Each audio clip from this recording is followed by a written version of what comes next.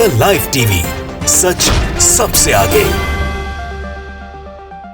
दोस्तों, मीडिया जो होता है वो लोकतंत्र का चौथा स्तंभ होता है, ये बात हम सब जानते हैं। और लोकतंत्र को बचाने की जिम्मेदारी सबसे ज्यादा अगर किसी के ऊपर है तो उसमें से एक जो है मीडिया भी है। लेकिन कुछ लोग चंद लोग बीजेपी की सरकार की बातों में आके बीजेपी की सरकार से फायदे लेकर मीडिया की आड़ में गोदी जो पत्रकारिता कर रहे हैं, अब उनका इलाज इंडिया अलायंस ने ढूंढ निकाला है।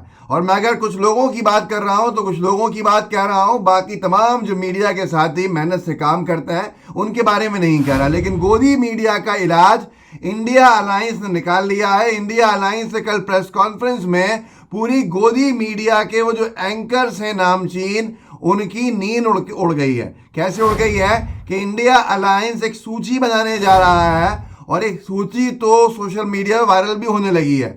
इंडिया अलायंस में शरद पवार जी, केसी वेणुगोपाल साहब, इन्होंने प्रेस कॉन्फ्रेंस करी और उसमें कहा कि हमारी एक कमेटी जो ऐसे एंकर्स हैं जो नफरत फैलाते हैं, जो तमाम इस तरह के काम करते हैं जिससे कि समाज के अंदर एक जो है एक डिस्प्यूटेड माहौल बने, उनके खिलाफ हम कार्रवाई करने जाएंगे। ये कार्रवाई ये होगी कि हमारे पूरा जो हमारा अलायंस है, हमारा गठबंधन है, इसका कोई भी पार्टी का नेता प्रवक्ता ऐसे एंकर की डिबेट में नहीं बैठेगा जिसकी हम सूची बनाएंगे। उत्कर्ष सिंह ने ये प्रेस कॉन्फ्रेंस का अंशभाग डाला है। केसी वेणुगोपाल साहब बोल रहे हैं इसमें, मैं आपको सुना देता हूँ। उत्कर्ष लिखते हैं कि ऐसे एंकर्स की लिस्ट बनाई जा रही है जिनके शो में इंडिया गठबंधन की किसी पार्टी का प्रतिनिधि नहीं जाएगा। ये कहना है केसी वेणुगोपाल जी का। सुन लीजिए आप उन्हीं की जुबान। The coordination committee authorized the subgroup of media to decide upon the names of the anchors on whose shows none of the India parties will send their representatives. दोस्तों, केसी वेणुगोपाल साहब ने वो बताया जो इंडिया अलायंस की मीटिंग के अंदर पारित किया गया है। और इंडिया अलायंस ने ये निर्णय ले लिया है, जितने घटक दल हैं इंडिया अलायंस में, जितने भी गठबंधन के दल हैं, राजनीतिक दल, चाहे वो कांग्रेस हो, चाहे वो एनसीपी हो, चाहे वो जेडीयू हो, चाहे वो आरजेडी हो, चाहे वो टीएमसी हो, चाहे वो समाजवादी पार्टी हो, चाहे वो आरएलडी हो, चाहे वो शिवसेना हो, ये तमाम जितने राजनीतिक दल हैं, चाहे वो पीडीपी हो, नेशनल कॉन्फ्रेंस हो, ये तमाम राजनीतिक दलों के, और जो मैंने छोड़ दिए वो भी, इनका कोई भी प्रवक्ता, कोई भी नेता उन एंकर्स के शोज में नहीं बैठेगा जिसकी सूची इंडिया अलायंस की एक कमेटी बनाने जा रही है। लेकिन एक सूची पूरे देश भर के अंदर वायरल भी हो गई है। मैं आपको दिखा देता हूँ। वो शरद शर्मा ने लिखा है, शरद शर्मा करके यूजर है, उन्होंने लिखा है कि इंडिया गठबंधन का फैसला कुछ एंकर्स के शो का बहिष्कार करेगा इंडिया गठबंधन। जिन एंकर के शो का बहिष्कार किया जाएगा उनके शो में इंडिया गठबंधन का कोई भी नेता नहीं जाएगा। गठबंधन की कोऑर्डिनेशन कमेटी ने एंकर्स की लिस्ट बनाने के लिए मीडिया के सब ग्रुप को ऑथोराइज किया है। अब एक ग्रुप है इंडिया अलायंस का सब ग्रुप, जिसको ऑथोराइज किया गया है इंडिया अलायंस ने कि वो उनके बिहाफ के ऊपर एक ऐसी सूची तैयार करे जिसमें जो एंकर्स नफरत फैलाते हैं, जो एंकर्स इस तरह का माहौल ख़राब करते हैं, जो पक्षपात करते हैं, जो बीजेपी के हिसाब से चल रहे हैं, ऐसे कुछ चुनिंदा एंकर्स हैं, उनकी लिस्ट तैयार की जाएगी और साथ के साथ में उनके शोज़ का बहिष्कार किया जाएगा। अब लोगों का कहना है सोशल मीडिया पे अमन चोपड़ा, सुशांत सिन्हा, इस तरह के लोग ही होंगे जिनका बहिष्कार किया जाएगा। देखते हैं कौन कौन होगा। वैसे सुधीर चौधरी साहब के ऊपर एफआईआर हो गई है कर्नाटक में। वही पक्षपात से भरी हुई झूठी रिपोर्टिंग का आरोप लगा है उनके ऊपर, जिससे माहौल ख़राब किया जाए, ऐसी रिपोर्टिंग करी है। आज तक ने उनके वीडियो को डिलीट भी कर दिया है। आज तक ने उस ट्वीट को भी डिलीट कर दिया है जिसमें सुधीर चौधरी के उस शो का अंशभाग गया था, जिसके ऊपर एफआईआर हुई है। लेकिन सुधीर चौधरी जी की हिम्मत वही है क्योंकि कहीं ना कहीं केंद्र के में बढ़िया सरकार बैठी है। यूपी में नोएडा में उनका स्टूडियो है, तो वहाँ योगी जी की सरकार बैठी है। पुनीत कुमार सिंह ने एक सूची डाली है। इस सूची की पूर्णतः जिम्मेदारी इन्हीं की है जिन्होंने डाला है।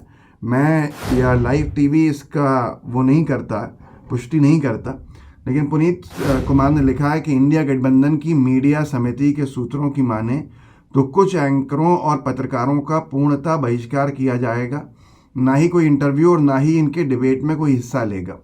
सूत्रों का कहना है कि अगर इन लोगों को बाहर का रास्ता नहीं दिखाया तो 11 राज्य सरकार इनके चैनलों का को विज्ञापन भी देना बंद करेगी। ये दावा पुनीत कर रहे हैं कि उनके सूत्रों ने बताया है कि ये भी तय किया गया है, ये मैं नहीं कह रहा, न मुझे इस बारे में मालूम कि अगर चैनल्स इन एंकर्स को नहीं हटाएंगे जिनकी सूची जारी की जाएगी, जिनका बहिष्कार करने की, तो फिर हो सकता है जो 11 राज्यों में गैर भाजपाई सरकार है वहाँ के जनसंपर्क जो पब्लिक रिलेशन ऑफिसर्स हैं वहाँ से इनको एडवर्टीजमेंट भी जो मिलता है वो बंद कर दिया जाए, तो बड़ा नुकसान हो सकता है। सूची में जो नाम दिए हैं वो नाम तो शायद सिर्फ सोशल मीडिया वायरल हो रहे हैं और जहाँ तक मेरा मानना अभी तक कोई सूची बनी नहीं है, लेकिन नाम कुछ इसी तरह से आने वाले हैं।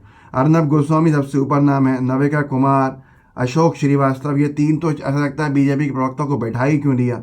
रूबिका लियाकत जी, दीपक चौरसिया जी, सुशांत सिन्हा तो अनभक्ति में वो डूबे हैं जिसकी कोई सीमा ही नहीं है। ऐसे ही अमन चोपड़ा, मैं कहता हूँ अमन चोपड़ा को बीजेपी वालों से कि सामने से लाओ प्रवक्ता बना के, ये पीठ पीछे से इससे क्यों हमला करवा रहे हो भाई। अमीश देवगन साहब, अदिति त्यागी, जक्का जैकब, मैंने इनको नहीं देखा, मतलब इनके शोज़ को। चित्रा त्रिपाठी जी ने तो इतना बड़ा झूठ बोल दिया अभी एक ट्विटर के ऊपर कि उस पर हंगामा हो गया इंदिरा जी को लेकर। ऐसे ही सुधीर चौधरी जी, अंजना ओम कश्यप जी। देखते हैं औपचारिक लिस्ट का क्या कहेगी। लोगों का मानना है कि सूची इस तरह से होगी जैसा ये दिखाया जा रहा है। अच्छा, अभी 6 दिन पहले की तो इंडिया अलायंस ने कल फैसला किया, 6 दिन पहले पवन खेड़ा साहब ने एक ट्वीट किया था, कांग्रेस के मीडिया हेड हैं, कि प्रिय एंकर्स, यदि आपके किसी शो में संघ विचारक, प्रचारक आदि राजनीतिक विश्लेषक बनकर बैठेंगे तो हम भी राजनीतिक विश्लेषक भेजेंगे। अगर आपको ये स्वीकार्य नहीं है तो ऐसे किसी शो में कांग्रेस भाग नहीं लेगी।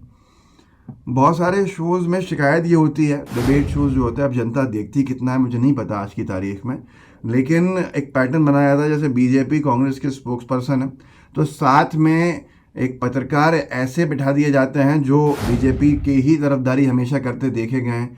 उनसे काम नहीं चलता तो विषय का विशेषज्ञ बना के बैठा दिया जाता है किसी संघ के प्रचारक को या पूर्व भाजपाई नेता को या उस विचारधारा के व्यक्ति को।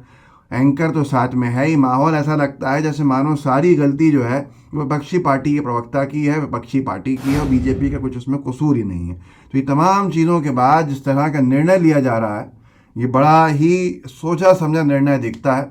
और जाहिर सी बात है जो भी एंकर किसी भी चैनल के हों, कोई भी एंकर अगर नफरत फैला रहा है, अगर समाज में बंटवारा कर रहा है, अगर दो समुदायों के बीच में किस तरह की द्वेषपूर्ण भावना पैदा कर रहा है अपनी रिपोर्टिंग से, तो चैनल्स को चाहिए लिस्ट आने से पहले ही उसको निकाल दें, क्योंकि उससे नुकसान चैनल की छवि का होता है और किसी का नहीं होता। जाहिर सी बात है कोई भी चैनल अपनी छवि को ख़राब नहीं करना चाहेगा। इस वीडियो को आगे बढ़ाइएगा, लोगों को जागरूक कर सकते हैं कीजिए।